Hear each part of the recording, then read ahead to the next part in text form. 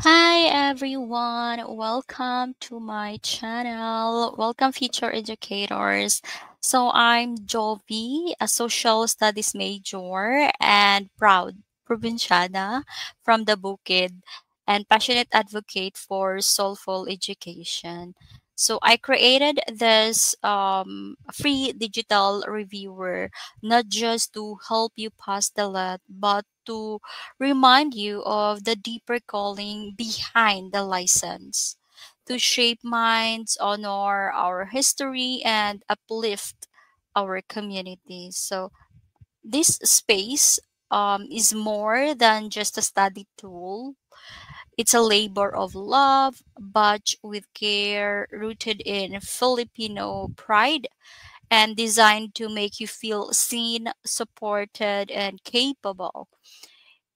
Each questions comes with a thoughtful generalizations, hooks to spark curiosity, and answers to go beyond memorization. It's because you deserve resources that teach with a heart. Welcome to Digital Lit Reviewer. So I am a social studies major. So today we'll be discussing or we'll be um focusing on the Let Social Studies reviewer, and I provided questions with answers and generalizations for you to know more, to for you to exercise your brain, your exercise your learning, and yeah, for you to help yourself passing the Let exam. Okay, so before we start, can you please do subscribe on my YouTube channel for me na maganahan pa ko mas magbuhat og daghan ng mga reviewer kay daghan kay ako og mga files, mga reviewer materials, and I'm doing it for free na ma-share na ko sa inyo ha. It is because before nag-review pud ko like self-review, and then nangalap lang pud ko og mga materials online, and yes, ako ang mga nakuan is ni gawas gyud siya sa board exam and gamit gyud siya sa board exam, especially sa social studies. So since I'm social studies major, we'll be focusing first sa social studies, and when it talks about sa social studies, I'll be providing you the Philippine history, which we starts first from pre-colonial. We have also Spanish, Spanish, American, Japanese periods, the martial law, and so on and so forth. But for now, we'll be focusing on the pre-colonial. Okay, without further ado, let us start from our review. Okay, so by the way, hold on a second. I will be providing you 10 seconds for you to think, for you to analyze the questions, to dive into the correct answer. Okay, so there are a timer that is 10 seconds. Okay, so without further ado, let us start. So question number one: what was the writing system used by early Filipinos? So this is pre-colonial. Okay, we'll be focusing first on the pre-colonial. So number one, what was the writing system used by early Filipinos? Letter A, Alibata. B, Baybayin. C, Roman script. D, Sanskrit. Timer starts. Hold on. Okay, timer starts now.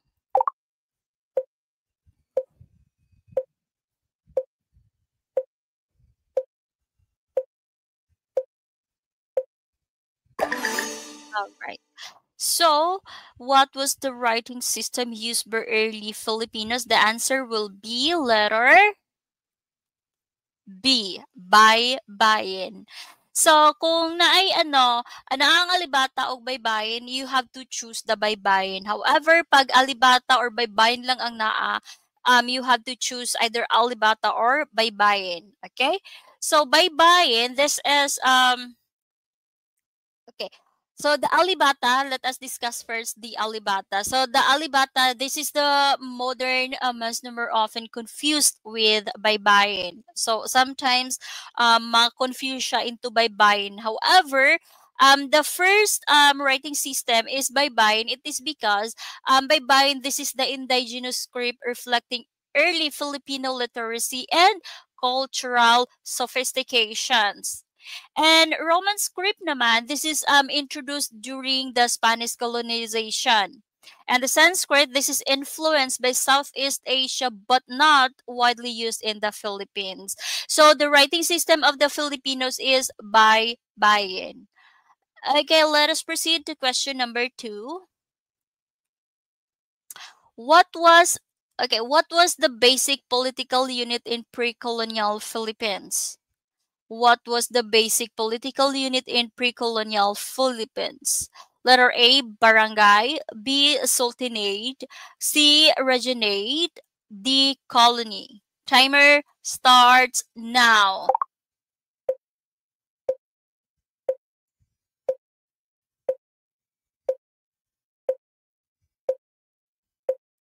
Okay. So what was the basic political unit in pre-colonial Philippines? The answer will be letter A, barangay. It is because barangay, thus as led by a datu, the core of early Filipino governance. Okay, so the basic political unit in pre-colonial Philippines, that is barangay. Okay, when we talk about sultanate, this is found in Muslim regions, especially in Mindanao. And pag regionate naman, this is the Indic influence in coastal trade centers like Cebu. And colony naman, this is a concept introduced during colonization. So barangay, this is the basic political unit in pre-colonial Philippines. Okay, let us proceed to question number 3. Who was the leader of the barangay? Who was the leader of a barangay? Letter A, Babaylan. Letter B, Datu. Letter C, Raha. Letter D, Sultan. Timer starts now.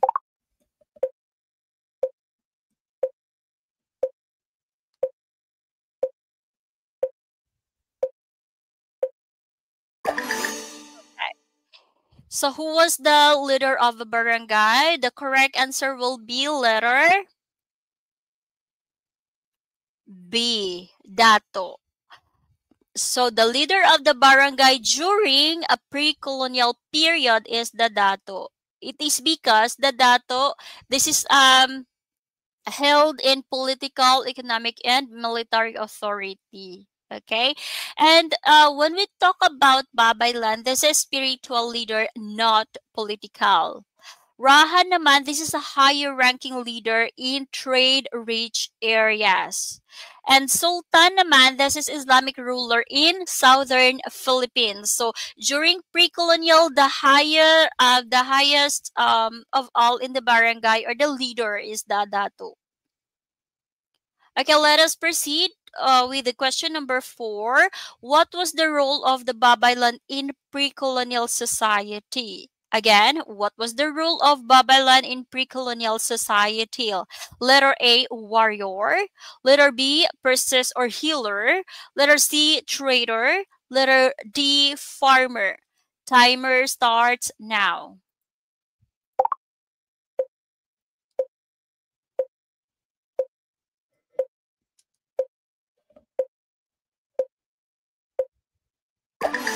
Okay. The correct answer will be the role of Babylon in pre-colonial society. That would be letter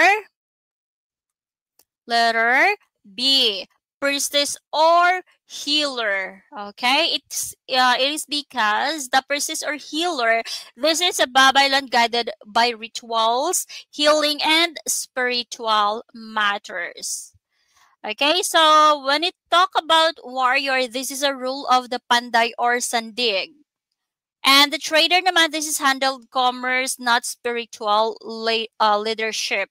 So trader, it is in business. Okay, and then letter D, farmer, this is a vital role but not ceremonial. Okay, so the correct answer will be priestess or healer. The Babaylan will be healing people before using the spiritual matters. Okay, Let us proceed to question number 6.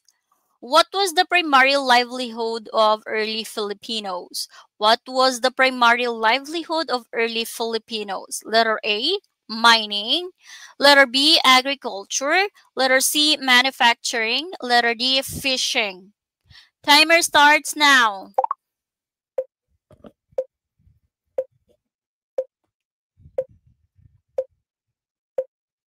Magpabili.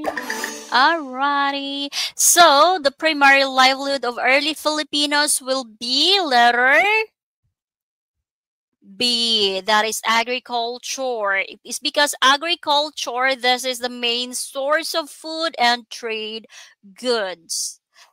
Mining naman, this is limited to gold or limited to gold and copper in specific regions. So, dili tanan um, known into minings. And manufacturing, this is not industrialized and mostly handcrafts. Okay? This is dili siya ka unindustrialized pero most sa manufacturing na ginakuan is mga handcrafts.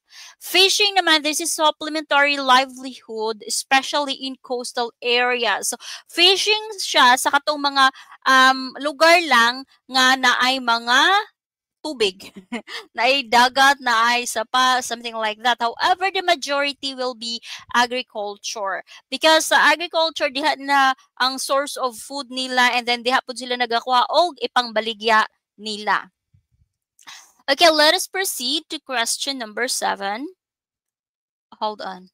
Number 5. Number 6. Okay, let us proceed to question number 6. That is, what was the common form of marriage in pre-colonial Philippines? What was the common form of marriage in pre-colonial Philippines? Letter A, arranged marriage. B, trial marriage. Letter C, polygamy. D, monogamy. Timer starts now.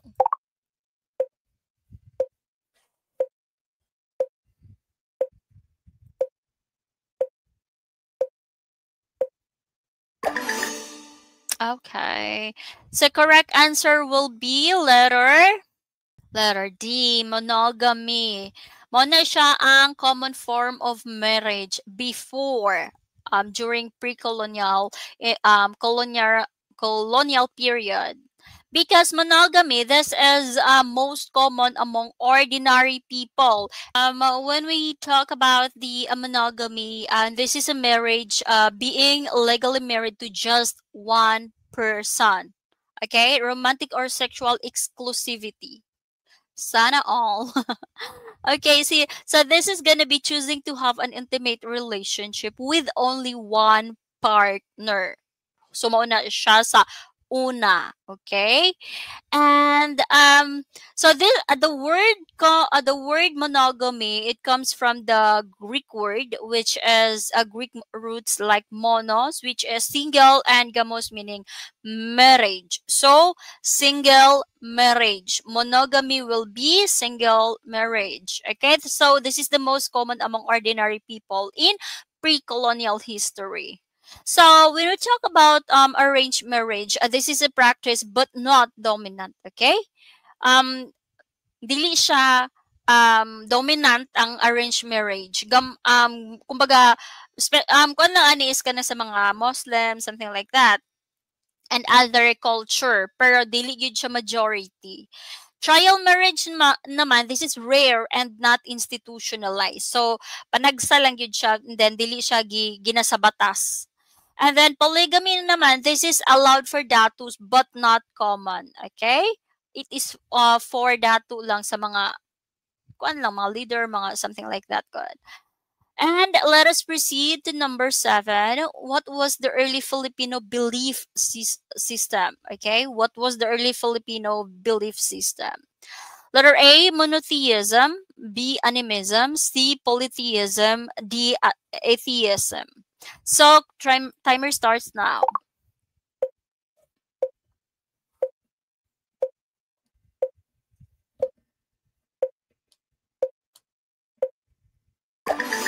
Okay.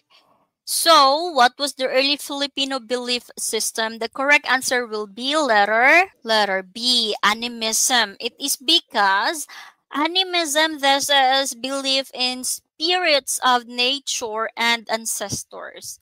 So, mo ni siya ang belief system sa Filipino in pre-colonial period, animism. Nagasamba sila sa mga bagay-bagay, sa mga say for example sa spirits of nature, the ancestors, something like that, dagan og mga kanang gituuhan god ginatuhan. And then monotheism naman, this is introduced later via Islam and Christianity, nga isa lang, there's only one god. And polytheism, this is some deities existed but not structured like Greek pantheon. Okay? And atheism naman, this is not practice, spirituality was central. So, dili siya gina-practice, pero ang spirituality animo na siya ang center sa ilahang pananampalataya. Alright, so let us proceed to question number 8. What was the role of the Panday in pre-colonial history or pre-colonial period, pre-colonial society? Again, what was the role of Panday in pre-colonial society? Letter A, blacksmith. B, farmer. C, priest. Letter D, trader. Timer starts now.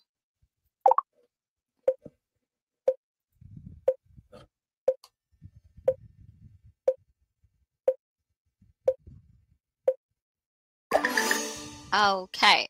Correct answer will be letter A, blacksmith.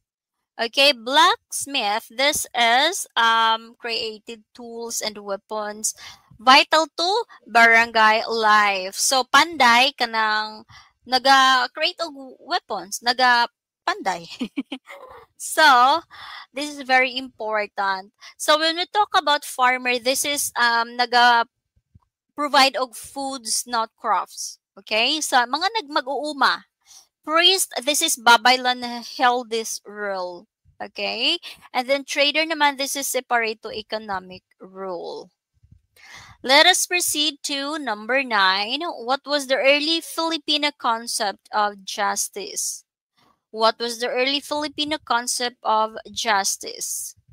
Timer starts now.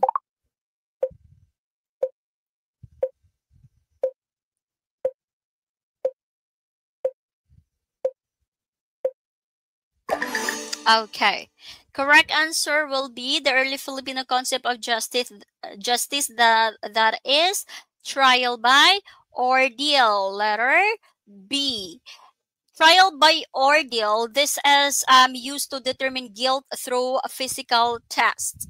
Okay? Let's say for example before, ang katong mga ang paghukom nila or ang paglilitis is kanang sa barangay god, and then naipabukalan na dako kayo nakalaha, and then naibato na ibutang didtuan na kanang init yung kayo na nagbukal-bukal. If dili ka mapaso sa tubig, if dili ka makuan sa kainit sa tubig, sa kalayo, something like that, that would means dili ka guilty. However, if mapasok ka, malapnos imuhang kamot, that would means guilty ka sa imuhang sala. So mo na ang trial by ordeal. And when we talk about trial by jury, this is the Western concept na. Okay, dili na siya kuan sa pre-colonial. Sa mga Filipino before. Trial by judge, this is ang dato ang naga-act as judge but not in Western sense. Okay? Trial by counsel, this is consultative but not formalized. Okay, let us proceed to question number 10. What was the early Filipino social class system? What was the early Filipino social class system? Letter A, caste system. B, feudal system. Letter C, three-tiered class. Letter D, egalitarian. Timer starts now.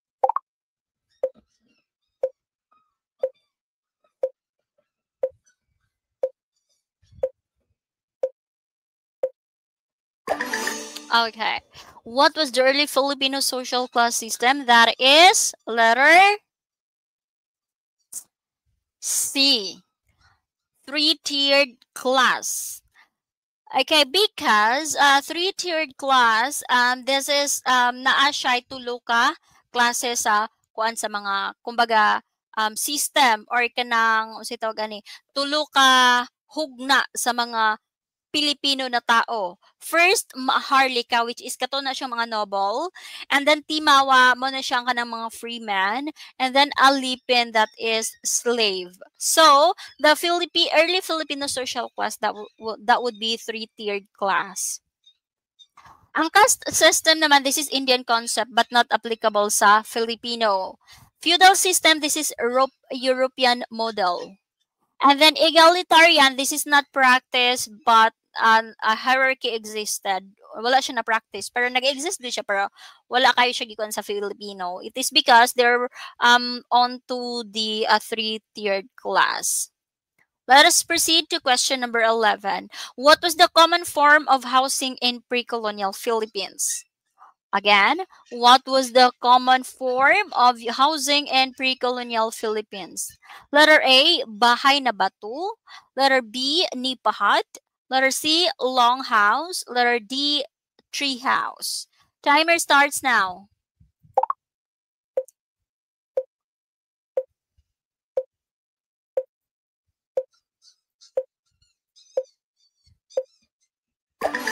Okay. Correct answer will be letter B, nipa hut.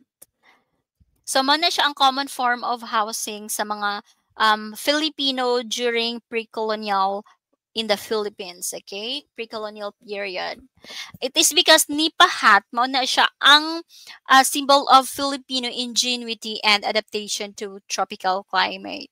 And also before, daghan kayo resources sa mga nipa na tree na mga kanan go daghan kayo ingana so mao na siya ang symbol of Filipino ingenuity. And then bahay na bato, this is Spanish era architect, not in pre-colonial. And then longhouse, this is found in other Southeast Asian cultures but not typical in the Philippines. Ang treehouse, this is rare and not widespread. So, gamay lang ang kuan og treehouse, naga-build og treehouse before. So, dili siya majority. Okay, let us proceed to question number 12. What was the main mode of transportation in pre-colonial Philippines? Again, what was the main mode of transportation in pre-colonial Philippines? Letter A, jeepney. Letter C, carabao cart. Letter C, balangay. Letter D, bicycle. Timer starts now.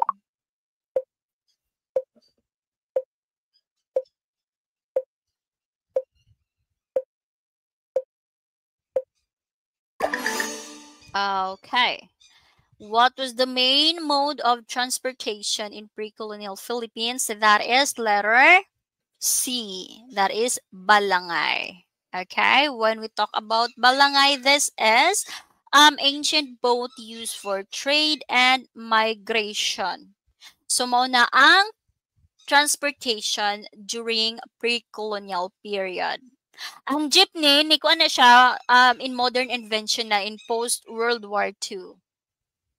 Ang carabao cart naman, this is used in farming, not long distance travel. And bicycle, this is introduced much later. So, bago na ni siya ang bicycle. Okay, let us proceed to question number 13. What was the early Filipino calendar based on? What was the early Filipino calendar based on? Letter A, solar cycle. Letter B, lunar cycle. Letter C, Roman calendar. Letter D, Gregorian calendar. Timer starts now. Wala, what happened? Magpabilin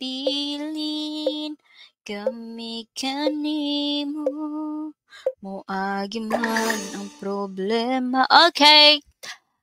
What was the early Filipino calendar based on? That is letter B. Lunar cycle. Okay? Because lunar cycle, dira nagadepende ang Filipino calendar because it is guided by rituals, farming, and festival. So, ginagamit nila ang lunar cycle calendar during rituals, farming, and festival.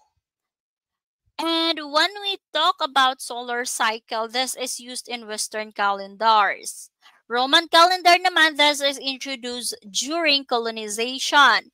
Gregorian calendar, this is adapted in modern times. Okay? So, ang calendar na ginagamit sa mga Filipino during pre-colonial period, that is lunar cycle calendar. Okay, let us proceed. Question number 14. What was the early Filipino system of trade called? What was the early Filipino system of trade called? Letter A, barter. Letter B, credit. Letter C, banking. Letter D, taxation. Timer starts now.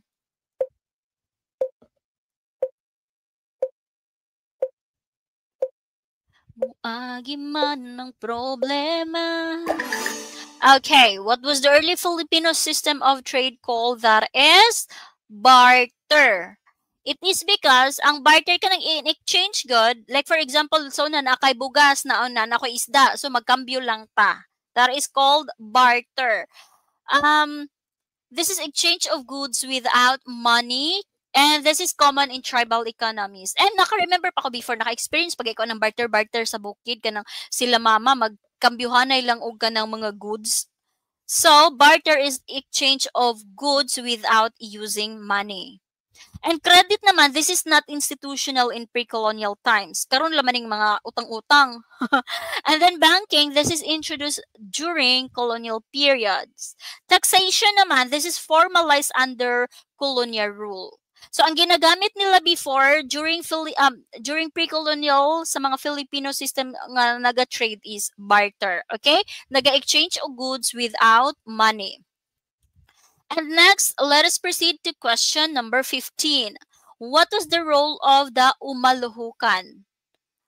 Again, what was the role of the umaluhukan? Letter A, warrior. Letter B, messenger. Letter C, priest. Letter D, farmer.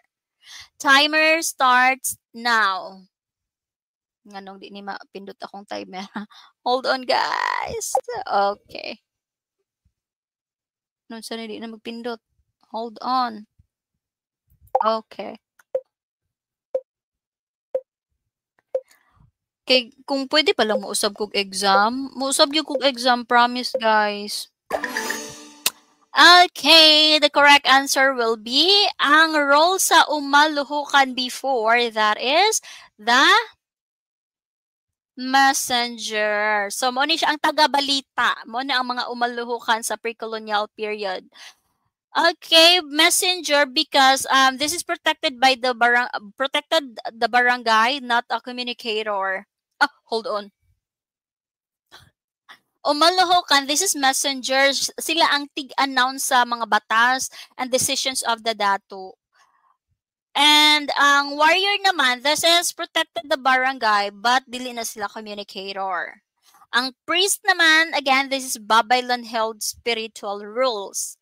Letter D, farmer, this is dili siya ang kuan sa umaluhukan because farmer sila ang naga-provide og food, dili governance. So ang umaluhukan, that is messenger. So sila ang taga-announce sa mga batas, sa decision sa mga dato. Okay, umaluhukan, that is the messenger. Okay, let us proceed to question number 16. What was the early Filipino concept of wealth? What was the early Filipino concept of wealth? Letter A, land ownership. Letter B, gold and slaves. Letter C, bank savings. Letter D, real estate. Sana all ng bank savings. Okay, timer starts now. Ano di man mapindot.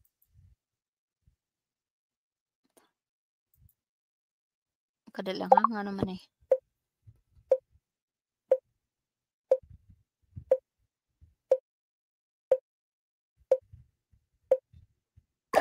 Okay.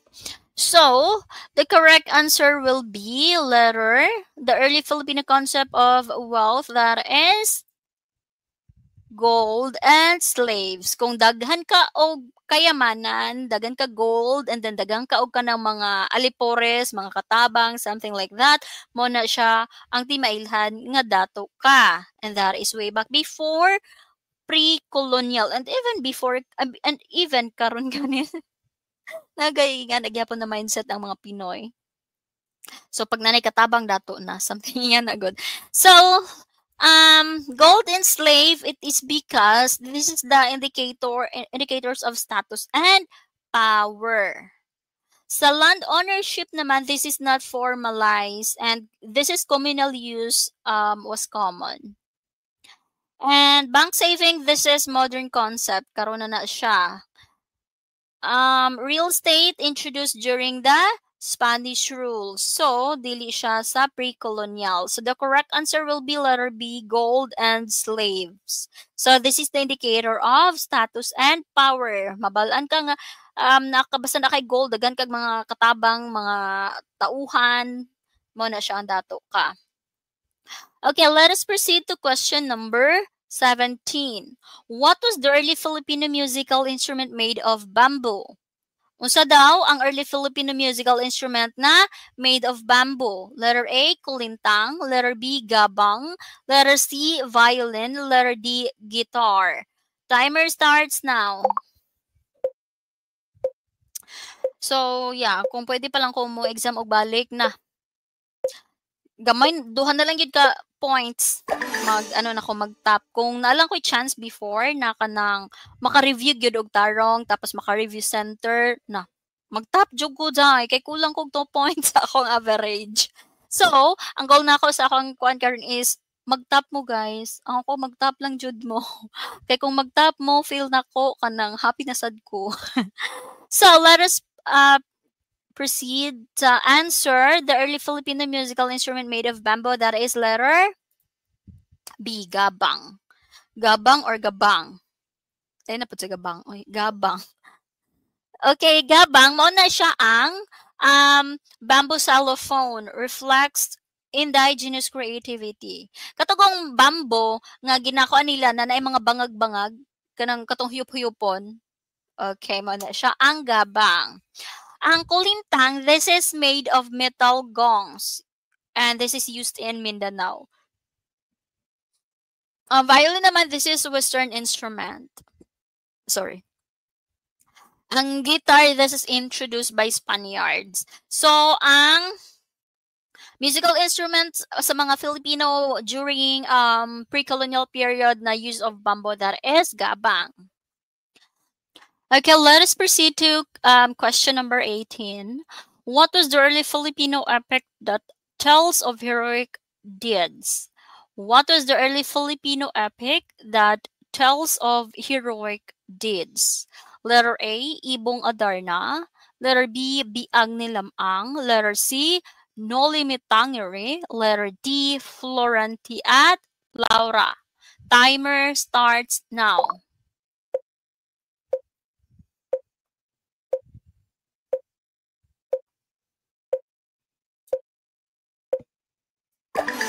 Okay. So the early Filipino epic that tells of heroic deeds is letter B, Biag ni Lamang. It is because Biag ni Lamang, this is Ilocano epic showcasing bravery and supernatural feats. Okay? So muna siya ang early Filipino nga epic nga nagapakita og heroic nga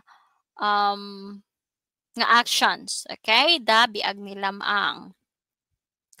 And Ibong Adarna, this is a folk tale. This is not an epic. And Noli Me Tangere, this is Rizal's novel. However, nagapakita po siya og kanang heroic deed. However, this is already in colonial era, not in pre-colonial. Okay? And Florenti at Laura, this is written during the Spanish period na. So let us proceed to question number 19. What was the early Filipino burial practice? What was the early Filipino burial practice? Letter A, cremation. Letter B, hanging coffins. Letter C, jar burial. Letter D, mausoleum. Okay? Timer starts now.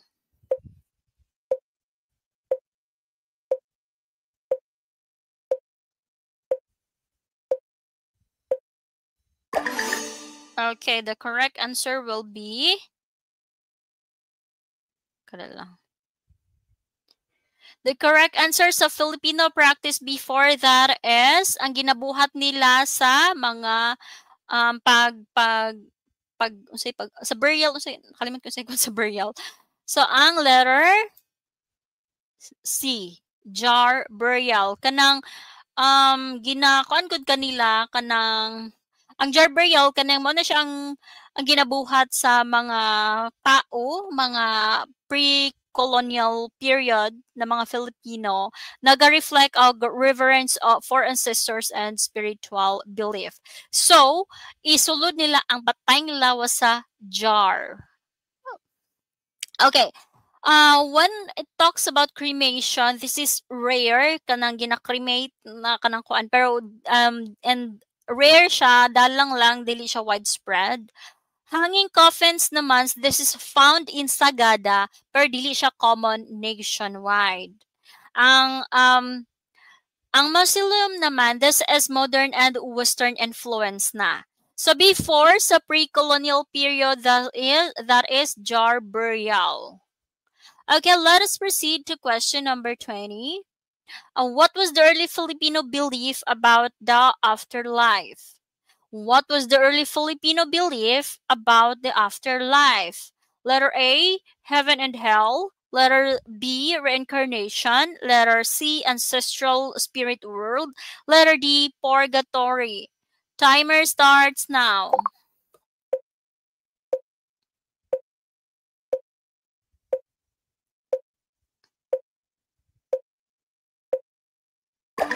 Okay. The correct answer will be letter... Unsa inyong answer? That is letter C. Ancestral spirit world. Okay, again, this is pre-colonial period, okay? Pre-colonial period pa atong gihisgotan diri ah. So the early Filipino belief about afterlife is the ancestral spirit world, which is this is central to animist because before ang way of ang belief nila is animism, 'di ba? Nagakuan sila sa mga anito nito sa mga kuan. So ang ginako nila na kuan sa Filipino sa about sa afterlife is all about the ancestral spirit world na nagakuan sila nga ang center of animist beliefs. Okay? And then heaven and hell, this is Christian concepts na. So, nana siya sa kuan pagkatong nalaganap ng Kristyanismo. And then ancestral spirit world, this is central to hold on. And then reincarnation naman, this is found in Hindu and Buddhist tradition. So, dili sa mga Filipino. And then purgatory, this is Catholic doctrine na. Okay? So ang perception nila before sa afterlife is ancestral spirit world. Because ang ilang belief kay animism. Let us proceed to question number 21. Which subclass of the Alipin class in pre-colonial Philippines had their own homes and could own property? Asa daw sa tulo ka klase of the Alipin class in pre-colonial period nga pwede na sila makapanag-iya og balay o makapanag-iya og mga kabtangan. Letter A, aliping na mamahay. Letter B, aliping sa gigilid. Letter C, timawa. Letter D, maharlika. Timer starts now.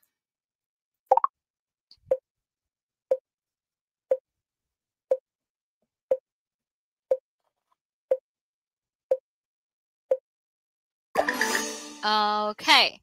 So, asa daw dira ang which subclass of the Aliping class in pre-colonial Philippines had their own homes and could own the property. Correct answer will be letter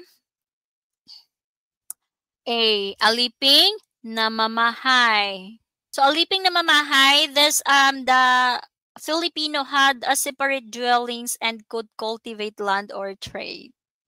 So, pwede sila makapanag-iyog balay o makapanag-iyaog kabtangan aliping namamahay. So, pag aliping sa gigilid, this is live in the master's house with fewer rights. So, kini siya, aliping sa gigilid, nakapuyo ni siya sa ilahang master. And then, gamay lang ilahang rights. And then Timawa, this is free men obliged to military service but never enslaved. Okay? Freemen sila obliged to serve in military service pero dili sila naka-enslave. Maharlika naman, this is hereditary warrior nobility rank above commoners. So kung dato or mga warrior ang kanang kagikan sa mga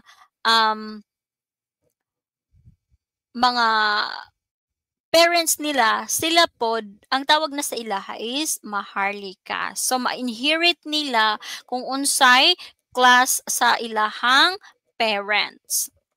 Let us proceed to question number 22. Which metal did early Filipinos smelt locally to produce tools and weapons? Unsa daw ang metal nga ginagamit sa mga Filipino for smelt locally to produce tools and weapons?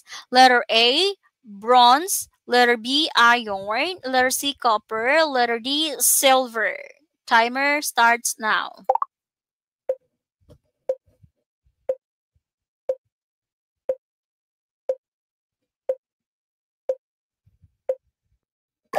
Okay.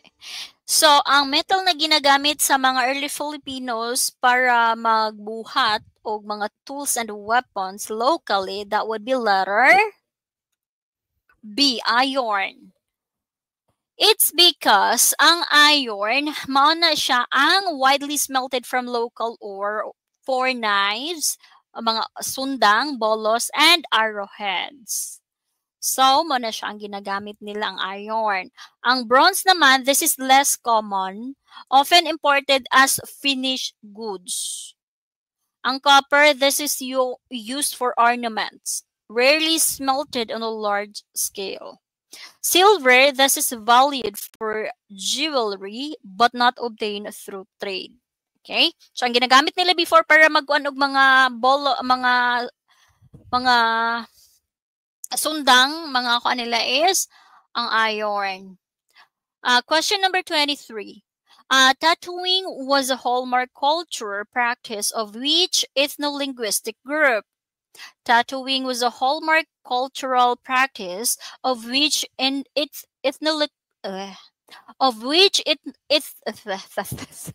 sorry, of which ethno-linguistic group? Of which ethno-linguistic group? Letter A, Tagalog. Letter B, Kalinga. Letter C, Pangasinan. Letter D, Bicolano. Timer starts now. Okay? So, mo ni siya ang ginagamit before. So, ang suspect magdala siya og red hot iron bar. If guilt siya sa iyahang sala, judge by how their wounds heal. Hold on, nga nung di ni siya mapindot. So, kung matap mo guys, especially pag social studies, I'm so proud of you guys. Praying na kamutanan, makapalsar, o kamutanan. Kung pwede palang kamutanan, mag-top. So, kini guys, compile na ko ang daghan kayo na reviewers na ko sa social studies nga kini siya mga updated gid ni siya, okay? Mo nang nakaana ko nga kung pwede pa lang mo balik og exam, mobalik jud kog exam jay kay karon nako nangakalap ang mga updated na reviewers. Huh, my god. Well, anyways, okay naman ko because I do believe na I purpose si God kung ngano nga sa mga panghitabo. Ano na lang. Okay. Tattooing was a hallmark cultural practice of which ethno-linguistic group? That is in letter B, in Kalinga. It is because sa Kalinga matatagpuan ang skilled in intricate, which is batik, design symbolizing courage and status.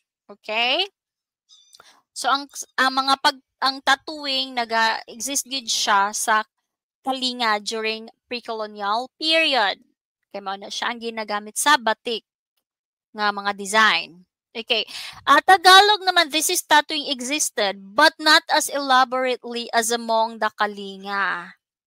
Ang Pangasinan naman had simpler tattoos mainly for ritual purposes. Bicolano, this is less evidence of widespread tattoo culture. So dito yun na siya nag-start or dito yun siya nakuan sa Kalinga. Question number 24. What is the term for the outrigger of used again, what is the term for the outrigger used to stabilize pre-colonial Filipino boats? What is the term for the outrigger used to stabilize pre-colonial Filipino boats? Letter A, katig. Letter B, lawis. Letter C, banda. Letter D, ulong. Timer starts now.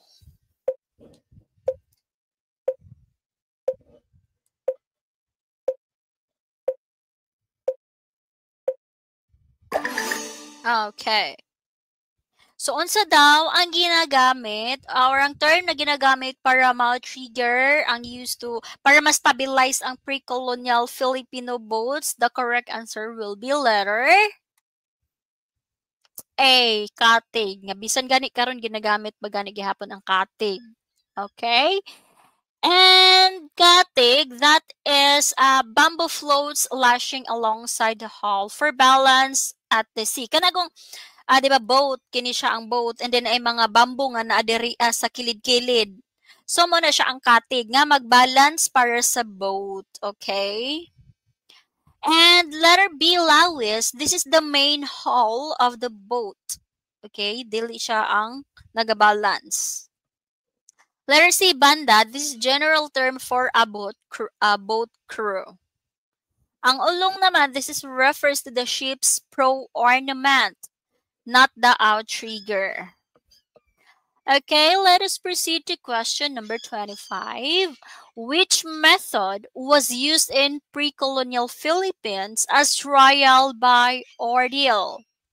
Oh, mo na siya giingon ako ganina, di ba? Which method was used in pre-colonial Philippines as a trial by ordeal? Letter A, trial by hot iron. Letter B, trial by jury.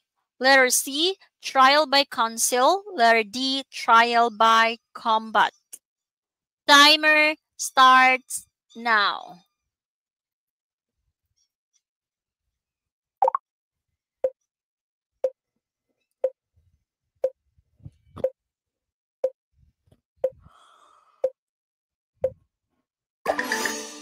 Okay, so which method was used in pre-colonial Philippines as a trial by ordeal? The correct answer will be letter A, trial by hot iron. So trial by hot iron, this is suspect carried a red hot iron bar. Guilt was judged by how their wounds healed. Okay? And trial by jury, this is Western legal practice introduced later na. Trial by counsel, this is dato and elders deliberated, but no formal jury. Letter D, trial by combat, this is rare and not institutionalized. Let us proceed to question number 26. Which tool did early Filipinos use to pound harvested rice? Which tool did early Filipinos use to pound harvested rice? Letter A, scythe. Letter B, mortar and pestle, which is lusong and batik. Letter C, a grinding stone. Letter D, mill. Timer starts now.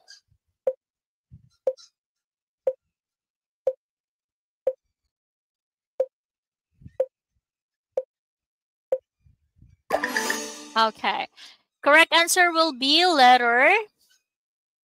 Which tool did early Filipinos use to pound harvested rice, which is letter B, mortar and pestle, which is lusong and batik. Nakaabot pa gani ko na before nga, na ka ng kahoy, nga kuan kayo na kahoy, tapos naay kuan din a hole, tapos dira ginaan na ginabayo ang kanang bugas or ang kanang humay na kanang tipasi pa. Nakaabot pa gid ko na before, so that would mean tigulong na gyud ko. So mo na siya ang ginakuan ang pamamaraan before sa pre-colonial period ang kaning um ang tool nga ginagamit nila para kuan ang gi-harvest na bugas, kumbaga magaling. Mortar and pestle, which is lusong and batik. So, ang scythe naman, this is used for cutting stalks, not threshing. So again, the mortar and the pestle, which is the portable stone vessels for dehusking grains. Ang before sa pre-colonial is kanang ano siya, stone, pero during sa akong time, kay ano na siya, kahoy. Kahoy na gud siya nga naibangag, then dito agin na lubok, anagod. And then grinding stone, this is flat stones for grains but less effective for rice. Mill naman, this is mechanized, introduced during colonial times. So, ang mga galingan, na siya mekaniko, na siya mga kagamitan ng mga kuan god, and then na-introduce siya during nasa colonial times. But way back before, pre-colonial period, ang ginakuan nila para magaling ilang bugas is mortar and pestle, which is the lusong and lusong og batik. Kanang anaon god katong kahoy na kanano. Next, let us proceed to question number 27. What was the function of a batalan in pre-colonial villages? What was the function of a batalan in pre-colonial villages? Letter A, rice granary. Letter B, fishing drying shed. Letter C, communal meeting hall. Letter D, ritual platform. Timer starts now.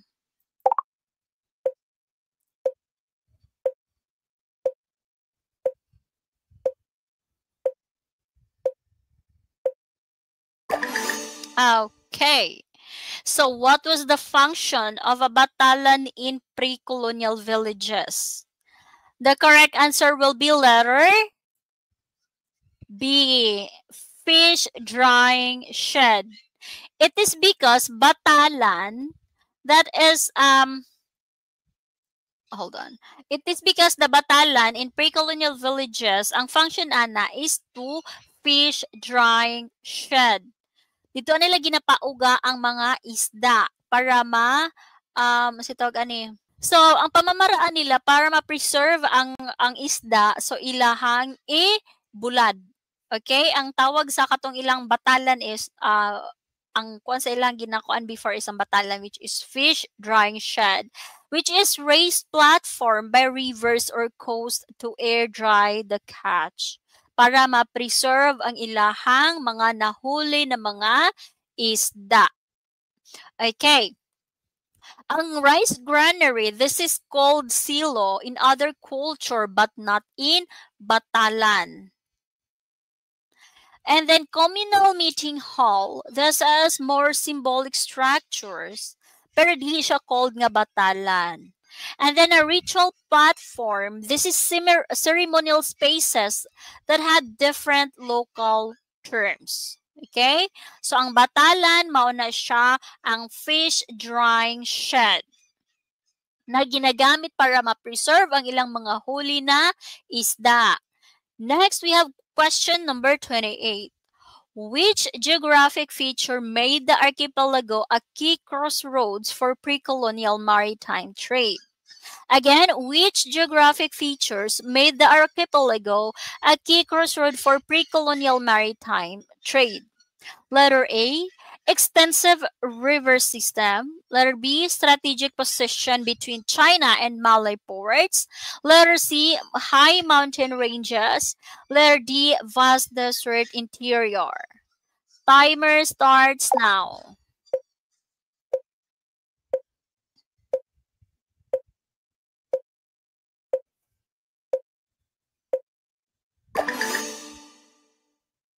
Okay, the correct answer, that is letter. Which geographic features made the archipelago of a key key crossroads for pre-colonial maritime trade? The correct answer will be letter B. Strategic position between China and Malay ports. Again, strategic position between China and Malay ports. Mo na siya ang key crossroads for pre-colonial maritime. Dira ang kanang shortcutan na nila sa pre-colonial maritime trade. It is because it's because strategic position sa between China and the Malay ports, mana siyang shortcutan na nila. It is because this is the natural waypoint on the maritime Silk Road. When we talk about extensive river system, this is when we talk about extensive river system, this is aided local transport but not trans-regional trade. For local lang siya. And then high mountain ranges, this is limited to internal connectivity. A vast desert interior that which is no deserts in the archipelago. So, maritime nila ang kanang kuan nila is ang kanang strategic position between the China and Malay ports. Muna siyang shortcutanan. And then let us proceed to question number 29. Which native beverage was made from fermented coconut sap? Which native beverage was made from fermented coconut sap? Letter A, tapoy. Letter B, tuba. Letter C, sake. Letter D, mid. Timer starts now.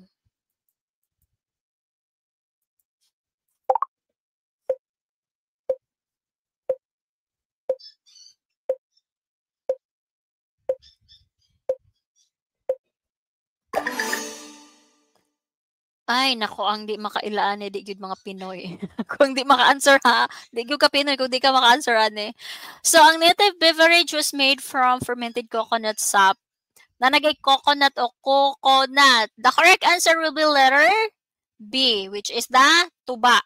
Okay? So, tuba, mao na siya ang widely produced in lowland and coastal communities.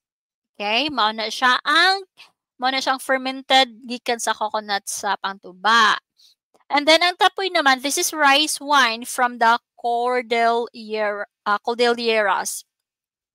And then sa akin, this is Japanese rice wine. Ang made, this is fermented honey drink from Europe. So sa mga Pinoy, tuba-tuba lang sa, okay? Now, let us proceed to number 30. The lingling o pendant in pre-colonial Philippines served primarily as letter A, weapon, letter B, currency, letter C, ornament, letter D, writing tool. So, ang lingling daw o pendant in pre-colonial Philippines, nag-serve siya primarily as letter A, weapon, B, currency, C, ornament, letter D, writing tool. Timer starts now.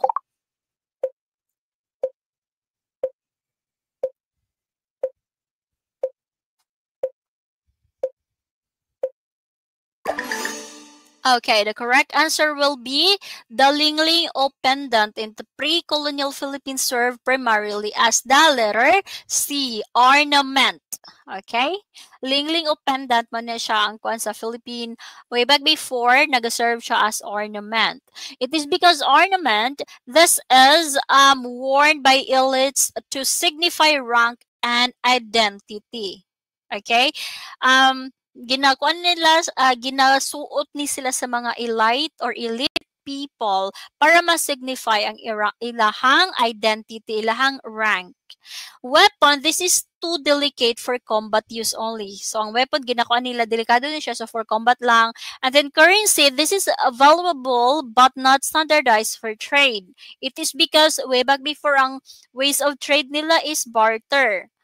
And again, ang correct answer nato is ornament because this is worn by elites to signify rank and identity. Letter D, writing tool. This is not the answer because this is no writing function way back before. So, purely decorative. Hold on. Writing tool, this is not the correct answer because no writing function and purely decorative. So, the correct answer will be ornament. Okay? And that I think that's it for today muna. It is because 1 hour na kapin ang ato ang session.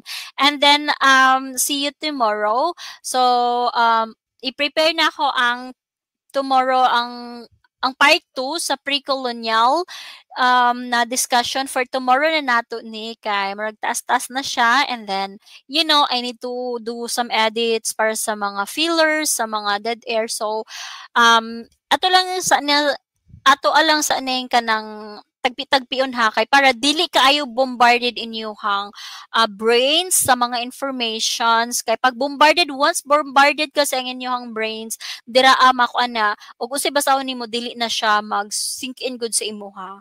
So see you for tomorrow. So that's it for today muna, and please palihog ko like and subscribe para sa daghan pa nga mga reviewers, para sa part 2, part 3, part 4 na mga reviewers. And I will be focusing muna sa social studies since mama na siya ako ang major, and I want you guys to be the next LPT. And by God's grace, mag-top. Kamo na ipag-top guys, please. Kay wala naman ko chance, kay di naman ko pwede mo exam og balik. So nakulangan kog 2 points para ma-top 10. So kamo na paliho guys, please. So inyong success is success na pud nako. So again, thank you so much for watching. Don't forget to like and subscribe. Okay? Thank you so much. God bless.